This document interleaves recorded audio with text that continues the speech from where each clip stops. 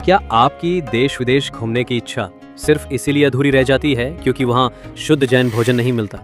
लेकिन अब चिंता की कोई बात नहीं। एनएफटीटी वर्ल्ड लेकर आया है आपके लिए ऐसे टूर पैकेज जहां मिलेगा हर जगह शुद्ध जैन भोजन की सुविधा, वो भी संपूर्ण आरामदायक यात्रा के साथ। भारत में केरल, नॉर्थ ईस्ट, शिखर जी, तीर्थंकर कल्याणक यात्रा, हिमाचल, उत्तराखंड। विदेशों में Europe, Dubai, Vietnam, Singapore, Australia और अन्य खूबसूरत गंतव्य। नमोस्तु गुरुदेव। हम लोग जिनेंद्र भगवान की प्रदक्षिणा क्यों लगाते हैं और किस समय लगाना चाहिए?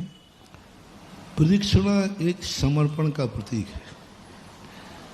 प्रदक्षिणा उस सब को हमारा यही सब कुछ है। दूसरा, हम उस प्रदक्षिणा लगा करके उस महाशक्ति की शक्तियां जो बाहर जा रही हैं, हम उसको केंद्रित कर देते हैं। ये एक तंत्र विद्या के अंतर्गत आता है। तंत्र विद्या कहती है कि आप किसी भी वस्तु को अपने चारों तरफ से घेर दीजिए, उसकी एनर्जी बाहर नहीं जाएगी, बाहर की एनर्जी इधर नहीं आएगी। जैसे एक उदाहरण देता हूं तुम्हें, कितना भी तुम्हें डर लगे, अपनी उंगली से धूल में बैठ करके एक रेखा खींच लेना। सारे देवताओं को आके चुनौती दे देना, वो उस रेखा के अंदर प्रवेश नहीं कर सकता, कर नहीं पाएगा। आप मर्यादा करके एक रस्सी डाल दीजिए चारों तरफ, किसी की मजाल नहीं है कि उस रस्सी के अंदर प्रवेश कर जाए।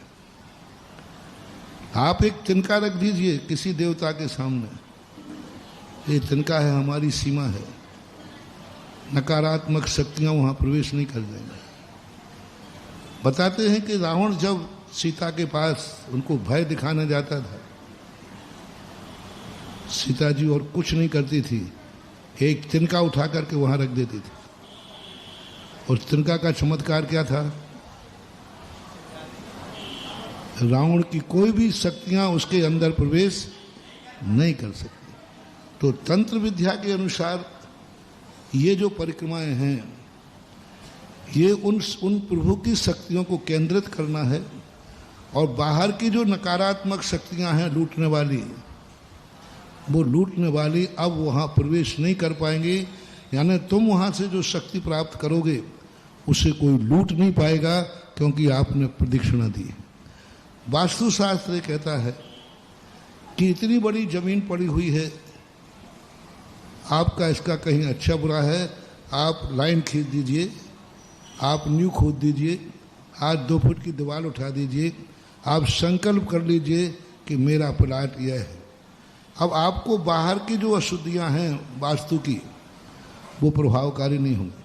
मान लो आपका प्लाट टेढ़ा टापका है, तो वास्तु कहता है सबका प्रभाव, आप गुनिया बना करके और एक बाउंड्री बना दीजिए, तो बाहर जो जमीन है वो आपसे आउट होगी।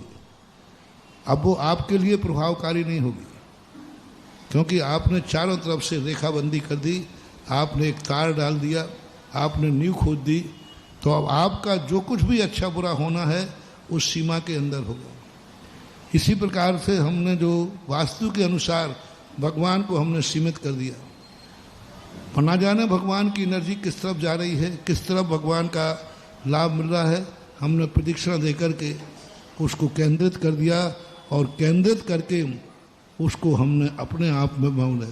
तो इसके कई, वास्तु की अपेक्षा अलग है, तंत्र विद्या की अपेक्षा अलग है, और श्रद्धा की अपेक्षा समर्पण है। और सबसे बड़ा जो भक्ति का रूप होता है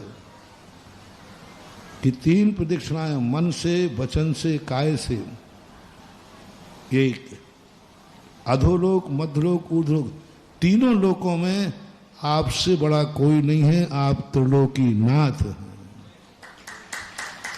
ये जो आता है भक्ति का रूप कि हम त्रिलोकी नाथ हैं, वो बताया था ना एक दिन कि कार्तिकेय और गणेश जी में दोनों थोड़ा सा महादेव जी के लिए कुछ काम करना था।